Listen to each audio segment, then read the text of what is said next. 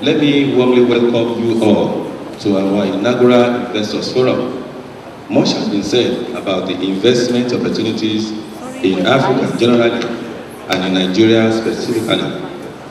Indeed, my brother governor from Lagos is just coming in now. Thank you for coming. Governor Babatunde Fashola, thank you. Indeed, it is a consensus view that there is a considerable upside potential in Africa. It is not possible to talk about Africa without mentioning Nigeria. And I believe that it is not possible to talk about Nigeria without mentioning Ogun State. In the next few years, this tale shall be a barometer for Nigeria's socio-economic development. Today and tomorrow, we will be drilling down into the unique investment opportunities and initiatives in Ogun State. As an administration, our 5 cardinal program is anchored on 1, affordable qualitative education, efficient healthcare delivery, increased agricultural production and industrialization, affordable housing and urban renewal, rural and infrastructural development, and of course, the much needed employment generation.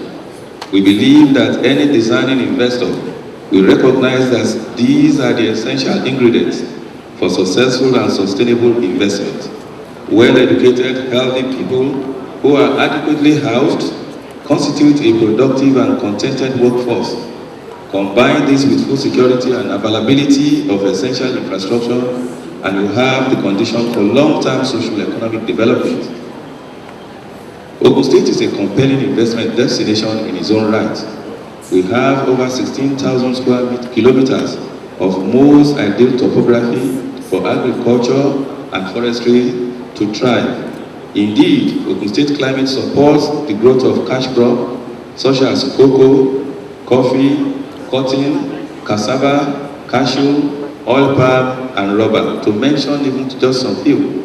Ogun State is famed for its ofada rice, which is now a highly sought-after variant both in Nigeria and internationally. It is named after ofada town in Ogun State, which is famous for its production. In addition, we have abundant fruits, vegetables, and cereals. We are the largest producer of poultry in the nation. The list of what can be grown in Ogun State is so extensive that it will be easier to simply list what cannot be grown or produced. In terms of natural resources, our state is equally blessed with commercially viable quantities of a range of minerals, including bitumen, silica sands, laterite, silicon, feldspar, and clay. Our deposits of limestone are so abundant that it's no surprise that Ogun State is the cement capital of the nation. Our population is estimated at about 4.8 million, and we have a very rapidly growing internally generated revenue. We currently rank 6th in Nigeria, and it is widely acknowledged that we are one of the fastest growing states in terms of IGR. Our IGR as a function of total revenue places, Our IGR as a function of total revenue places us 3rd nationally. Our IGR provides the essential revenue to reinvest the state development. Our administration has increased the state IGR from the paltry 730 million to 2 billion, excluding revenue from land transaction within a period of 9 months. Our manufacturing base is growing rapidly, and we are proud to hold some of the best known names globally. Some of those companies that have found Ogun State to be very investment friendly, I will just mention some of them. We have the Dangote here, we have Nestle, we have Shell, we have GlaxoSmithKline steam line, we have Vitamalt, we have 7-Up, we have May & Baker, we have Soda Berries, we have Coca-Cola, we have Indomie, we have Honda, we have Lafarge, we have Reckitt & Colmar, we have Unilever. In fact, we still have so many other ones, Nigerian, German, Chemical PLC, and a host of other ones that are here with us. We have our own too. Multitrends is here with us. Integrated Food is here with us. Wemco is here with us. We can continue and on and on. Reckitt and Colma is here with us. A lot of them are still even coming to this place. Midland Galvanize is here. African Foundries. Truth is the VP industry. Truth is that we really can count those companies that are not here in Ogun State. We have very many of these conglomerates now realizing that Ogun State is the next, indeed the best investment destination.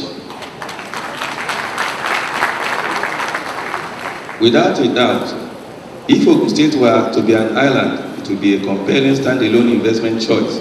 However, Ogun State is not an island. In terms of its strategic location, it completely envelopes Lagos State, the nation's commercial nerve center and arguably the largest economic in West Africa. To place it in an international context, what we seek to do is to make Ogun State to Lagos what New Jersey is to New York in the United States of America. To cross from New York to New Jersey, a bridge is required. You need to pass, to take a bridge, because there's a big river, there's an ocean dividing them. But to cross from Ogun to Lagos, all you simply need to do is to take a stroll. In Ogun State, we realize that we have a unique opportunity. Our huge agricultural base means that we have the ability to feed our sister state Lagos. Indeed, what we seek to do is to feed Lagos, clothe Lagos, move Lagos, and house Lagos.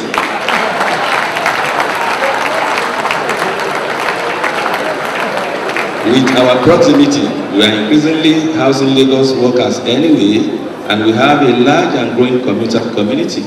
Our low-cost manufacturing base is ideal for any company wishes to sell into the lucrative Lagos market. However, our location advantages are not restricted to Lagos. The appellation of the Gateway State reflects the diversity of our borders. We have borders with Oyo, Osun, and Ondo states. We boast the deepest shore of the Atlantic Ocean, which are already being developed into a much-needed deep-sea port in Olokola. We also have an international border with Benin Republic, giving access to the West African sub-region and the markets in the ECOWAS sub-region as well. Without sounding immodest, it is hard to conceive any business that will not thrive in Ogun State. With this abundance of opportunity and natural advantage, one might be easily excused for thinking that the government does not need to lift a finger to attract investment. However, this administration is not just relying and resting on natural endowment and passively waiting for development. We are actively seeking for investors. We have developed a range of policy initiatives and programs that will underline our commitment to be business and investment friendly and to create the best investment destination in Africa. As an administration, we are determined to provide the enabling environment for investors at all levels to thrive. With our natural and location advantages, we have recognized the need to upgrade our infrastructure. To this end, we have already rehabilitated over 100 existing roads. However, we are a growing state, and we must anticipate the needs of the future, and as such, we have embarked on an ambitious program of opening new roads and upgrading and widening existing roads. Also, we are at advanced stages of an initiative for the development of a new town. This is a unique project, giving us a platform to create a planned environment. This new town will provide unrivaled opportunities to live, to work, and play within easy commutable distance to Lagos. In terms of mineral resources exploitation, we are seeking value-adding experts, partners to work with us to exploit our resources in a sustainable and environmentally sensitive manner. In agriculture, we are not only supporting existing farmers, but also investing heavily to attract and support large-scale farming and value chain addition in form of agricultural processing. In industry, our focus is not only on the continued attraction of the multinational names, but we also want to encourage the small and medium-scale enterprises that drive growth in the economy and create the much-needed wealth.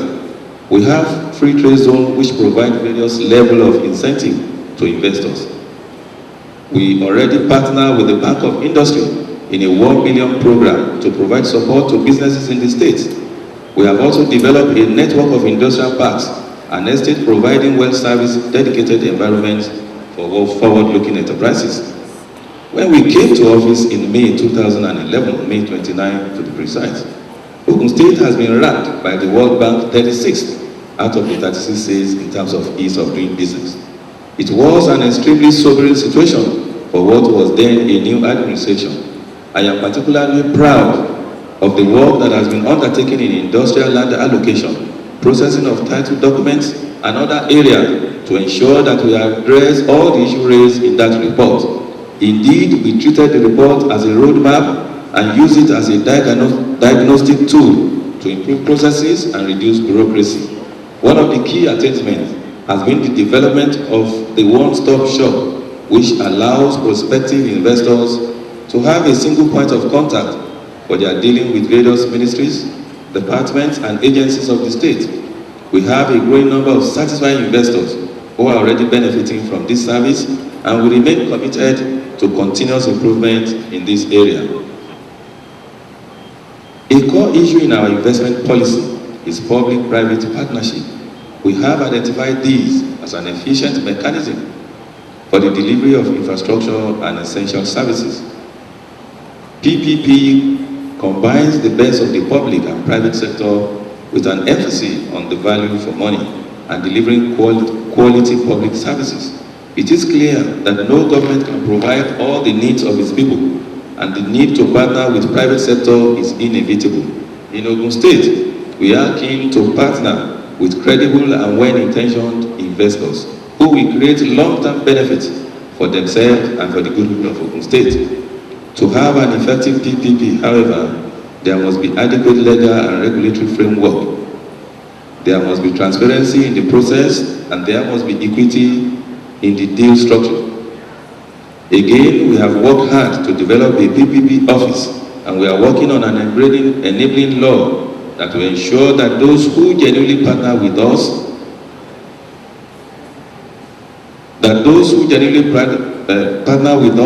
will have the expected returns on their investment. PPP is not a charter for opportunists. It is a framework for partners. Milton Friedman, the renowned economist, once said that the most important single central fact about a free market is that no exchange takes place unless both parties benefit. So for us in Ogun State, our overriding objective will be to ensure that both sides benefit. Our processes and structures will be objective, easily understood, and completely transparent, providing a framework that protects investors and allows them to reap the reward from their endeavors. We are committed to best practice in PPP, and in the forthcoming months, we believe that we will set a new standard for public-private partnership. We recognize the role of land as a key factor of production. We are supporting our various policy initiatives with easy access to land. We have reviewed the cumbersome, outdated, and less transparent process relating to land allocation. Indeed, we have begun the process of clearing the backlog of issuing certificates of occupancy, which saw some property owners waiting many years to obtain their titles. Some as long as even 6 years, but we are clearing all of those, we are signing them. Ogun State being open for business is not a catchy slogan. We truly are open for business. And in that regard, we want to be a catalyst to jumpstart development in certain key areas. Since our location is our key competitive advantage, we want to announce some incentives that will convince you that Ogun State is the best place for you to invest. I am therefore delighted and very excited to announce that effective from today, the following discounts shall be applicable for the purchase of land in Ogun State. For those that will be interested in agricultural outfits, agricultural farms, agricultural processing, agro-allied businesses, we will be given a discount of 80%. So all they need to pay is 20% of the value of the land. Those in the manufacturing sector will be giving them 60%, and all they need to pay is 40%. Those in the commercial, those are the real estates, logistics, tank farms, and what have you, we will give them a 40% discount and all they will pay is 60%. Of course, to community organizations, educational institutions, religious bodies, we'll give them 75% discounts and they will pay 25%. Of course, these incentives are structured to supply immediate impetus to our development drive, and to that end are applicable when qualifying conditions are met. These conditions essentially require that development occurs within 180 days of the issuance of the final letter of allocation. I must add that these discounts remain valid until December 2012. We do not want land speculators in Ogun State. We want partners, genuine long-term investors. We believe that these incentives will enable us to rapidly demonstrate the exciting investment opportunities of our state. Before I conclude, as a governor of Ogun State, I am combining my professional experience as a chartered accountant with my deep knowledge of the economic, commercial, and social needs and potential of the good people of Ogun State. I am applying my experience in the international finance with my 4-year stint in the Hallowed Chamber of the National Assembly as a senator and chairman of the Senate Committee on Commerce to craft a policy framework that is business friendly. Ogun State is 36 years old and we have a proud and distinguished heritage. Our state has always produced leaders in every field of human endeavor, and we continue to do so. Indeed, many professionals have been shaped by the standards set by Ogun Indigene. It is hard to name any field where Ogun Indigene was not a pioneer. I can go on and on and on, but I will just mention some few. In the area of accountancy and accounting, the first chartered accountant in Nigeria comes from Ogun State, Chief Akisola Williams. Of course, in the legal profession and the area of law, Chief Shapara Williams was the first Nigerian lawyer to see it. In the what we call then to appear then in the Supreme Court. Again, we've been told, and everybody acknowledged that Professor Adeoye Lambo, the first Nigerian professor of psychiatry and the first African Director General of World Organization. Justice Adetokunbo Ademola is truly the first Nigerian Chief Justice. Professor Wole Soyinka is here seated with us. The first and the only Nobel laureate that we have in Nigeria is here with us. Chief Obafemi Awolowo, of course, is the first premier, of course, in the Western state. Indeed, he did so many things. The first Olympic standard stadium in the whole of Black Africa, then the Labour Stadium, of course, was built by him. Indeed, the first woman to drive car in Nigeria, and we've been told in Black Africa, is no other person than Mrs. Ransom Kuti. We have so many things. This is the home, of course, I've said it, of the Soyinkas, of the Adebo. And I'm happy today that children of Shiksimio, they are here with us.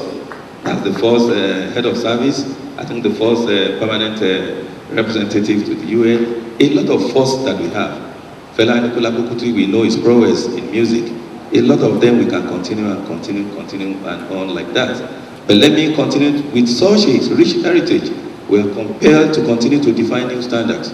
Indeed, in all that we do, we set to define new benchmarks and new standards called Ogun Standard.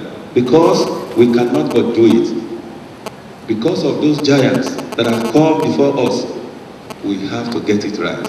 We want it to be that when we talk about education, in the year past, nobody can talk about education without saying Ogun State first. So we want to go back to that basics. So that when they talk about it, they will say, have you seen what they've done in Ogun State? We want to create that standard. We want to benchmark Ogun State that anybody that wants to get something right, they must say that, have you seen what they've done in Ogun State? In the area of agriculture, you must say what have they done in Ogun State. In the area of even creating infrastructures, we must say what have they done in Ogun State. And in any case, we've said it, we are doing our new term. And we will wait for it to be. When it happens, when we finish it, people will come and say that, have you seen what they did in Ogun State? Because it will benchmark all that is good, all that is best. It will be what standard? We want to create what we call proudly Ogun State. In all fields, we want to say in the area of health. Of course, in the memory of all those that have come before us, Professor Adeoye Lambo of this world, Ransom Kuti of this world, Ransom Kuti, all of them, so many of them, Baba Majakudumi, they're still there. We have to get it right. The home of the Otebeyes, of the Abiolas, of course, the Obasanjo, all of them, we must get it right. So for us, we must do everything right. I know why you are.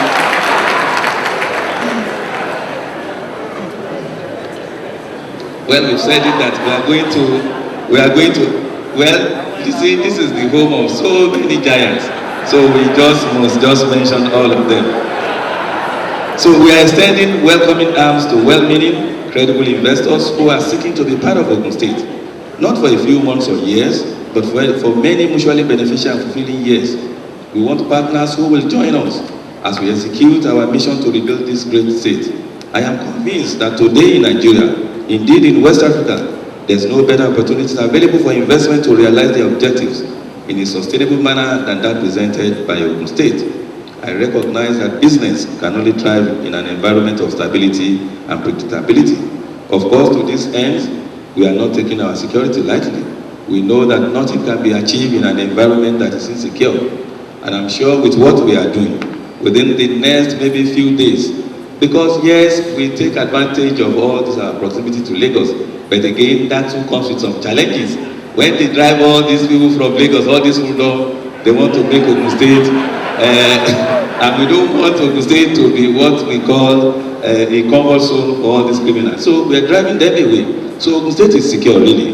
And of course, I'm happy to note that within the context of Nigeria, Ogun State is very, very secure. We are not resting on our cause. We are doing everything humanly possible to make sure that all businesses that are here are secured. So please be rest assured that Ogun State do not have security challenges that is not surmountable. We are doing everything within our power to make sure that Ogun State is totally free for business. Ogun State is there. Of course, we have a bit of challenges, but it is not a challenge that we can't surmount. So the creation of an enabling environment is the obligation of any government truly committed to development. And in this regard, you will not find us wanting. I want to assure you all of adequate security. You will equally find us to be hardworking, very hardworking indeed, and forward-looking. We will be creative and inventive in ensuring that we deliver the required support, and in return, we expect a relationship based on a full alignment of interests. Once again, I welcome you warmly to Ogun State. Today marks a turning point in our state as we embrace investors from around the world to experience the hospitality, rich resources, and exceptional returns that being part of Ogun State will bring. Before I end, I said it before and I'll continue to say it, that we have these abundant resources and talents that if it is well managed, believing you me, Ogun State will be the next thing in terms of economic, in terms of commercial, even in terms of social, that will explode positively into the Nigerian context. So on that note, I invite you to a state with unlimited economic, commercial, and social potential. I welcome you all to an Ogun State that is truly and fully open for business.